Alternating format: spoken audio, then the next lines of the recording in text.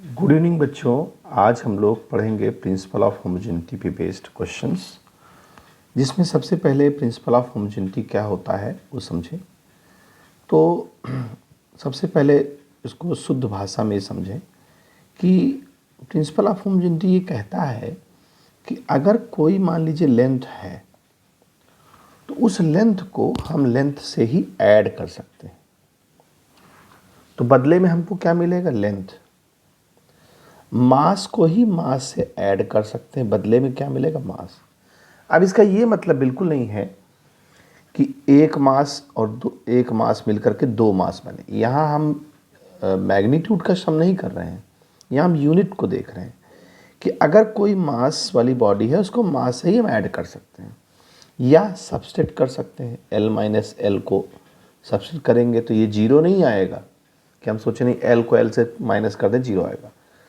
यहाँ पर हम सिर्फ डायमेंशन को की यूनिट का जो उसकी फिजिकल क्वांटिटी की यूनिट है उसको हम सब्सट्रैक्ट कर रहे हैं। तो आखिर जो भी लेंथ होगी और लेंथ से अगर हम सब्सट्रैक्ट करेंगे तो हमको लेंथ मिलेगी। तो प्रिंसिपल ऑफ होमोजेनिटी यही कहता है, मास से मास को करेंगे तो हम, हाँ डिवाइड में ऐसा नहीं है, डिवाइड में हम ऐसा नहीं कर सकते। सब्सट्रैक्शन और एडिशन में कर सकते हैं और कंपेयर कर सकते हैं। मान लीजिए यहाँ कोई चीज़ लिखी है वेलोसिटी और यहाँ लिखा है x इंटू टी, तो ये वाली चीज़ अगर वेलोसिटी है इसके इक्वल है, इसका मतलब ये हुआ कि इसकी डायमेंशन और इसकी डायमेंशन पूरे की x और t दोनों की सेम होनी चाहिए। तभी हम जो है प्रिंसिपल ऑफ होमोजेनिटी से इसको इक्वल बता सकते हैं या इक्वल दिखा सकते हैं। तो कई जगह प्रूविंग में भी हम लोग इसका इस्तेमाल करते हैं। अभी क्वेश्चन आएंगे तो हम उसको दिखाते हैं। अब यहाँ प्रिंसिपल ऑफ होमोजेनिटी का मतलब आपको समझ में आ गया होगा। अब यहाँ पर डिफिनेशन अगर हम देखें तो डिफिनेशन में हम लोग यहाँ लिख सकते हैं का फिजिकल इक्वेशन, और फिजिकल मैं शॉर्टकट में लिख रहा हूँ, physical equation will be dimensionally मैं पूरा नहीं लिख रहा हूँ, शॉर्टकट में लिख रहा हूँ। A physical equation will be dimensionally correct होगी if the dimensions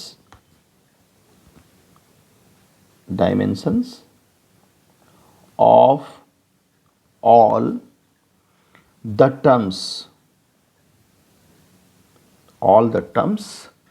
occurring on both sides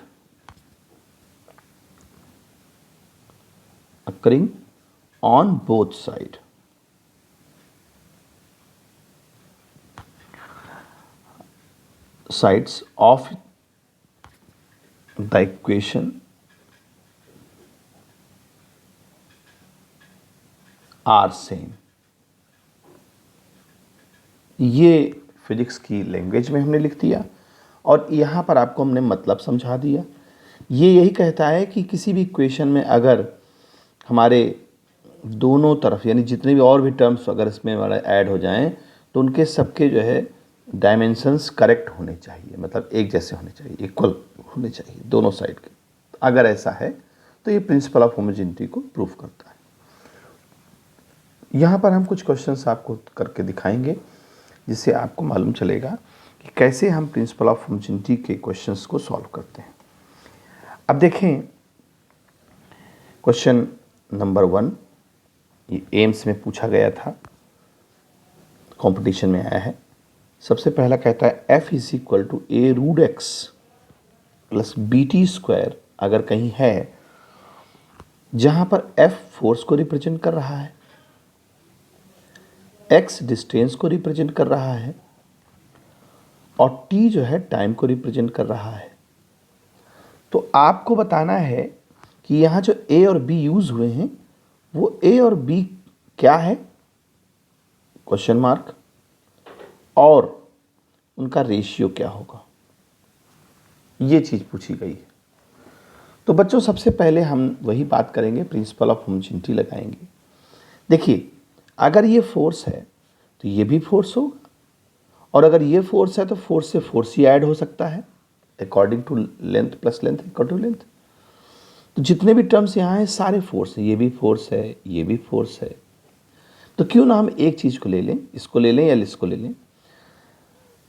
अगर हम ये कहते हैं F इसके इक्वल है तो लिख सकते हैं dimension of F equal to dimension of A root x. Dimension of F is equal to dimension of A root x.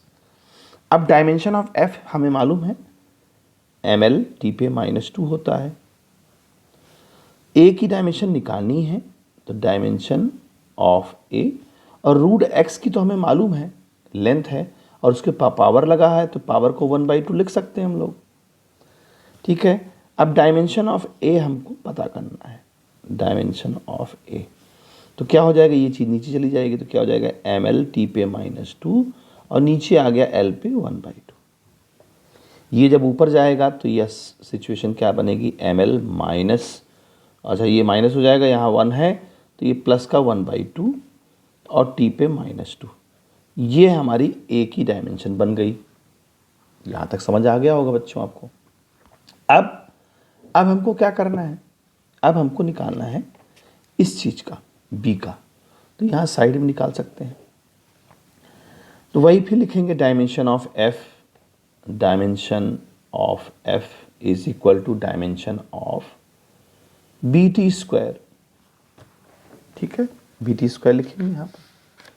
तो अब देखिए डायमेंशन ऑफ F वही चीज़ ml t पे -2, डायमेंशन ऑफ B निकालना है, डायमेंशन ऑफ B निकालना है, और टी स्क्वायर की हो जाएगी t पे 2 क्योंकि टाइम है, ये टी स्क्वायर हो गया।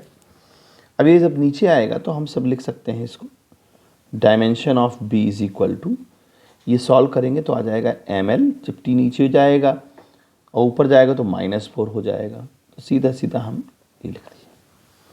अच्छा, अब आपको निकालना क्या था A/B, तो यहाँ पर अकॉर्डिंग टू क्वेश्चन A/B निकालना है तो A की डायमेंशन लिख दीजिए ml 1/2 और t पे -2, और B की लिख दीजिए ml t पे -4। अब यहाँ जब देखिए जब L पे पावर 1 है, ये तो m से m कैंसिल हो गया, L पे पावर 1 है, जब ऊपर जाएगा तो इससे माइनस होगा तो L पे पावर माइनस का 1/2 बचेगा। ये जब ऊपर जाएगा तो प्लस हो जाएगा तो t पे 2 बचेगा। तो यहाँ पर हमारी आंसर ही आ गई।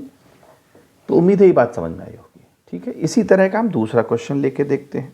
बहुत सारे क्वेश्चंस हैं जिस पे हम जो है बात कर सकते हैं। क्वेश्चन नंबर 2 ले लीजिए। क्वेश्चन नंबर 2 में कहता है कि एक इक्वेशन दी गई है P is equal to B minus x square upon AT। आप समझें इसको, यहाँ पर सबसे पहले क्या है, पावर। P को हम पावर कहेंगे, X को डिस्टेंस कहेंगे, और ये T है ये टाइम हो जाएगा, T टाइम हो जाएगा। ठीक है बच्चों, यहाँ पर अब P देखिए, अब ध्यान समझिए, यहाँ पर ये जो अब ये देखिए हमने डिवाइड कर नहीं बताया था, डिवाइड प्लस और माइनस या कंपेयर कर सकते हैं, इतनी बातें हमने बताई थी। अब ये कहे नहीं पावर ये है तो ये पूरी पावर फिर होगी, ये नहीं कि ये पावर होगी और ये पावर होगी ना, ये पूरी पावर होगी। यानी ये जो डायमेंशन है ये पूरी पावर की डायमेंशन लिखी है। तो सबसे पहले पावर की डायमेंशन जान ले क्या होता है। देखिए छोटे छोटे टुकड़ों में ब्रेक करिए। P होता है W/T यानी वर्क अपॉन टाइम, और वर्क क्या होता है, फोर्स इनटू डिस्प्लेसमेंट। छोटे छोटे ब्रेक करिए, याद करने की जरूरत नहीं है। फोर्स होता है ml t पे -2, और डिस्टेंस हो गई l, और t हो गया टाइम, तो क्या लिखा जा सकता है ml स्क्वायर t पे -3। ये पावर की हो जाएगी। ठीक है बच्चों, अच्छा ये तो चलिए हमने पावर की डायमेंशन लिख ली। लेकिन अब अगर आप ऊपर गौर करें न्यूमरेटर में, तो यहाँ B माइनस एक्स स्क्वायर लिखा है। इसका मतलब कोई चीज़ अगर माइनस हो सकती है तो वो सेम डायमेंशन की माइनस हो सकती है। इससे यहाँ पर ये कंपेयर कर लें कि डायमेंशन ऑफ B जो होगी वही डायमेंशन ऑफ X की होगी। तो एक तो हमारा फॉर्म निकल आया, dimension of B is equal to dimension of x square. तो बी की डायमेंशन क्या हो जाएगी, एक्स तो भाई लेंथ है, लेंथ का स्क्वायर कर दीजिए, हो गया, पहला आंसर आ गया, बी का वैल्यू पता चल गई। अच्छा, हमें निकालना यहाँ क्या था, हमें एक रिक्वायरमेंट था ए निकालो और बी निकालो और उसका मल्टीप्लाई कर दो, ये क्वेश्चन है, तो कई बार कॉम्पिटिशन्स में आया है। अच्छा अब देखिए, अब ये तो हमें मालूम चल गई, ये टर्म हमारी लेंथ है, लेंथ स्क्वायर है, ये क्या है हमें नहीं पता, लेकिन पावर के बारे में हमको पता है, तो पूरी इक्वेशंस को लेके खींच के लेके आइए। तो यहाँ लिखिए dimension of P is equal to dimension of full B minus x square upon A T, पूरा लिख दीजिए, कोई समस्या नहीं। अब पी की डायमेंशन क्या है हमारी, एम एल, पी की डायमेंशन है एम एल स्क्वायर टी पे -3, और इसकी तो हम लिख चुके हैं एल स्क्वायर। ए की डायमेंशन हमें निकालना है, डायमेंशन ऑफ ए, और टी की टी लिख दीजिए, कोई समस्या नहीं, टाइम है। अब देखिए ये डायमेंशन ऑफ ए में निकालना, तो इसको इधर भेज दीजिए, बाकी सब इधर ले आइए, तो क्या हो जाएगा, dimension of A is equal to L square, और ये इधर आ गया एम एल स्क्वायर टी पे -3, और ये टी। तो देखिए यहाँ पर ये तो पूरा कैंसिल होने वाला है, ये बचेगा टी पे -2, और जो ऊपर जाएगा तो +2 हो जाएगा, एम ऊपर जाएगा तो -1 और टी पे +2। ये हमारी क्या आ जाएगी, ये हमारी बी की सॉरी ए की डायमेंशन आ जाएगी। तो अब हमको निकालना तो क्या था, ए क्रॉस बी निकालना था, यानी ए इंटू बी निकालना था, तो हम ए इंटू बी निकाल सकते हैं, क्या, ए इंटू बी, ए की कितनी आई, एम पे -1 टी पे 2 सॉरी, ठीक है, और आपके पास बी आया था एल स्क्वायर, तो आपके पास क्या बन गया पूरा, एम पे -1 एल स्क्वायर और टी पे 2। ये जो है हमारी ए क्रॉस बी यानी ए इंटू बी की डायमेंशन आ गई। तो ये बात समझ में आई होगी। एक क्वेश्चन और करा देता हूँ मैं, जिससे जो है कन्फर्म हो जाएगा। एक क्वेश्चन वंडर वाल इक्वेशन का कराते हैं, वंडर वाल इक्वेशन का, ये बहुत पूछा जाता है, आईएससी बोर्ड में भी आता है, सीबीएसई में तो आता ही आता है। तो यहाँ पर हम बात करते हैं एक वंडर वाल इक्वेशंस की। वंडर वाल इक्वेशन बाद में आप पढ़ेंगे, ठीक है, क्या होती है उसके बारे में डिटेल में पढ़ेंगे। फिलहाल अभी इसके क्वेश्चंस कर लेते हैं। तो यहाँ पर वंडर वाल इक्वेशन में ये कहता है कि pressure plus A upon V square is equal to V minus B equal to R T, जहाँ पर पी हमारा क्या है, प्रेशर है, ध्यान समझिए, पी हमारा प्रेशर है, ठीक है, और वी वॉल्यूम है, तो हम यहाँ लिखे दे रहे हैं पी प्रेशर है, वी वॉल्यूम है, आर कांस्टेंट है तो उससे कोई मतलब नहीं, टी टेम्परेचर है, ठीक है। अच्छा अब देखिए यहां पर, अब करना कुछ नहीं, बहुत ही आसान है, इसमें तो बहुत ही आसान है, ठीक है, इसका तो हमें देखना ही नहीं है, ठीक है, जो डायमेंशन प्रेशर की होगी वही इसकी होगी पूरी की। अच्छा वी वॉल्यूम है, ठीक है, तो प्रेशर की डायमेंशन हमको देखना पड़ेगा क्या होती है। तो प्रेशर का फार्मूला लिख लीजिए, P is equal to F upon A, F होता है एम एल टी पे -2, और ए की होती है लेंथ स्क्वायर हो जाएगा क्योंकि एरिया है, तो फाइनली क्या बनेगा, एम एल पे -1 और टी पे -2, ये बन जाएगा। तो जो डायमेंशन हमारे लिखने पड़ेगा, dimension according to principle of homogeneity लिख सकते हैं, dimension of P is equal to dimension of A upon V square. तो P की डायमेंशन हमारी यहाँ क्या बन रही है बच्चों, एम एल पे -1 और टी पे -2, एम एल पे -1 टी पे -2, ठीक है। ए की निकालना है तो इसलिए हम ए की लिखेंगे, और वी की होते है कि वॉल्यूम होता है, वॉल्यूम आप जानते हैं क्या होता है, length into breadth into height, यानी एल सारी एल ही है तो एल क्यूब हो गया, बट यहाँ वी स्क्वायर है तो एल के पावर 6 हो जाएगा। अब ये इधर चला जाएगा तो क्या बनेगा, dimension of A is equal to M L, जब इधर जाएगा तो बचेगा 5, ये आ जाएगा हमारा, ठीक है बच्चों।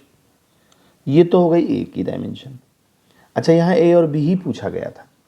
अब देखिए ध्यान दीजिए इस वाले क्वेश्चन, जो डायमेंशन वी की होगी वही डायमेंशन बी की होगी, तो लिखना पड़ेगा dimension of V is equal to dimension of B. तो वॉल्यूम है तो एल पे 3 हो गई, तो बस निकल आया आंसर,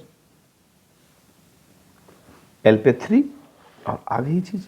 ठीक, अच्छा ये बात समझ में आ गई होगी आपको कि ये जो है हम यहाँ से पता कर सकते हैं कि कोई भी कांस्टेंट वैल्यू है तो उसकी क्या मतलब चीज़ें होंगी।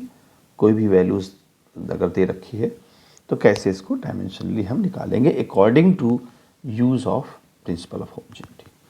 अच्छा, अब देखते हैं दूसरे टाइप का क्वेश्चन आ सकता है कि चेक द करेक्टनेस, ये चीज़ पूछी जाती है, चेक द करेक्टनेस। तो यहाँ पर हम टॉपिक डालते हैं check the correctness of equation. तो ये भी प्रिंसिपल ऑफ होमोजेनिटी से ही हम लोग प्रूफ करेंगे। मान लीजिए आपके क्वेश्चन में आ जाए कि बताइए बच्चों s is equal to U T plus half A T square, ये करेक्ट है या नहीं। अगर इस इक्वेशन को कहा जाए इज इट करेक्ट और नॉट, तो देखिए अगर करेक्ट होगी तो लेफ्ट हैंड साइड की डायमेंशन राइट हैंड साइड के इक्वल आ जाए तो करेक्टनेस हमें पता चल जाएगी। अब देखिए लेफ्ट हैंड साइड में आपके क्या है s, तो अब s की डायमेंशन हम लोग क्या निकालेंगे, तो dimension of s, dimension of s होता है लेंथ। तो एक तो बात समझ में आ गई कि भाई LHS हमारा लेंथ हो गया। RHS में 2 टर्म है, एक ये है और एक ये है, तो ये भी लेंथ होना चाहिए, ये भी लेंथ होना चाहिए, तभी तो लेंथ और लेंथ जब जुड़ेगा तो लेंथ आएगा। तो यानी UT भी हमारा क्या होना चाहिए, लेंथ होना चाहिए। तो UT को हम चेक कर लें पहले। तो डायमेंशन ऑफ UT, देखिए U क्या होता है, U वेलोसिटी होता है, तो LT पे -1, और T क्या होता है, टाइम होता है, तो T लिखेंगे उसको। जब यहाँ पर हम इसको सॉल्व करेंगे तो आएगा L, तो पहली चीज़ तो हो गई है, पहला टर्म आ गया हमारा कि लेंथ हमारी जो है बन गई लेंथ। नेक्स्ट क्या है, हाफ ए टी स्क्वायर, तो dimension of half A T square का देखेंगे तो भाई हाफ तो होता नहीं है हमारे उसमें, क्योंकि हाफ जो है ये वैल्यू कांस्टेंट है, न्यूमेरिकल वैल्यू है, तो इसका डायमेंशन नहीं बनेगा। तो बनेगा किसका, ए का। तो ए क्या होता है, एक्सेलरेशन होता है, उसकी क्या लिखते हैं, एल टी पे -2, और ये टी स्क्वायर इसमें बगल में लटका हुआ है, तो इसका भी टी स्क्वायर हो जाएगा। अब इसको सॉल्व करेंगे, क्या आएगा, एल आएगा।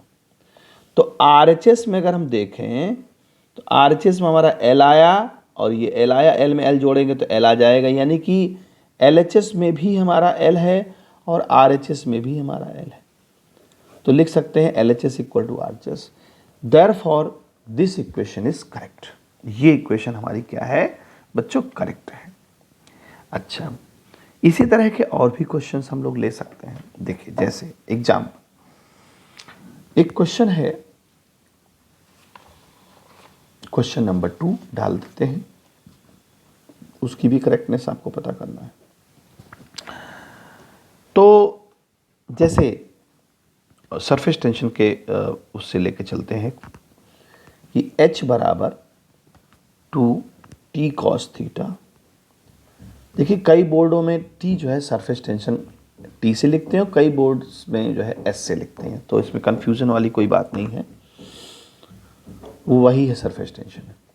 तो यहाँ मैं लिख भी देता हूँ, T सरफेस टेंशन है, सरफेस टेंशन, और R रेडियस है, यानी एक प्रकार का डिस्टेंस है, रो डेंसिटी है, G ग्रेविटी है, एक्सेलरेशन ड्यू टू ग्रेविटी, और H हाइट है। ठीक है, ये सारी चीज़ें इसमें हमको दे रखी। अब आपको पता क्या करना है कि क्या ये करेक्ट है, तो भाई लेफ्ट हैंड साइड तो H है, तो चलो छोड़ दीजिए। अब पहले राइट साइड की बात करते हैं। तो राइट साइड में सबसे पहले देखिए आपको परेशान क्या करेगा, सरफेस टेंशन परेशान करेगा। तो सरफेस टेंशन की डायमेंशन आपको बता देते हैं, साइड में लिख देते हैं टी की होती है, ये याद कर लीजिएगा, फार्मूला होता है फोर्स अपॉन लेंथ, तो वहाँ पर एम टी पे -2 आ जाएगा। ये आपको सारे फार्मूले याद कर डालिए बच्चों, पूरे फिजिक्स के 11th के पूछे जाते हैं इस चैप्टर में। तो आप ये ना सोचिए कि उसका क्या मतलब है, फिलहाल अभी उसको लिटरली याद कर लें। जब याद कर लेंगे तो डायमेंशन लिखनी आ जाएगी, फार्मूले याद करते ही डायमेंशन लिखनी आ जाएगी। फिर जब पढ़ते रहिए चैप्टर तो उसको समझते रहिए भाई सरफेस टेंशन एक्चुअल में है, क्योंकि बहुत बड़ा चैप्टर है ये, एक अपने में एक बड़ा चैप्टर है। तो हमें अभी ये नहीं देखना है कि सरफेस टेंशन क्या होता है। कई बच्चे 11th क्लास स्टार्ट करते ही ये पहला चैप्टर आता है तो कंफ्यूज होते हैं कि सरफेस टेंशन क्या है और बोल्ट्जमैन कांस्टेंट क्या है, प्लैंक कांस्टेंट क्या है। तो फिलहाल अभी उसको छोड़ दीजिए, जब आप आगे बढ़ेंगे तो अपने आप से सीखते चलेंगे। तो सरफेस टेंशन की हो गई एम टी पे -2। अच्छा, अब डेंसिटी क्या होता है, मास अपॉन वॉल्यूम, तो एम एल पे -3 हो जाएगा। ग्रेविटी तो वही एल टी पे -2। आर डिस्टेंस है, कोई मतलब नहीं। अब 2 और कॉस थीटा ये दोनों बेकार हो जाएंगे। क्यों? क्योंकि भाई ये मैथमेटिकल टर्म है और कांस्टेंट वैल्यूज़ हैं, तो इनका कोई डायमेंशन नहीं होगा। साइन कॉस टैन का कोई डायमेंशन नहीं होता है। अच्छा, तो अब आपके पास RHS पहले देख लेते हैं। RHS में 2 और से मतलब नहीं, टाइम का जो है, सॉरी, सरफेस टेंशन की हो जाएगी एम टी पे -2 बच्चों, एम टी पे -2। आर हो जाएगा लेंथ, डेंसिटी हो जाएगी एम एल पे -3, ग्रेविटी एल टी पे -2। अब इसको सॉल्व करते हैं। देखिए ये m से m गया, उड़ गया। यहाँ पर देखिए l है और l पे -3, यहाँ l है। तो अगर इसको सॉल्व करें 1 पावर 1 तो ये बचेगा l पे -1 नीचे, ठीक है। और ये t पे -2 और -2 कैंसिल हो गया, उड़ गया, ऊपर बचा 1। जब ऊपर ये जाएगा तो l पे 1 हो जाएगा। 1 लिखते नहीं लिटरली, तो l आ गया। RHS में l आ गया, बस हो गया। और LHS में आपका क्या है, LHS में आपका L है, हाइट का तो L ही होगा।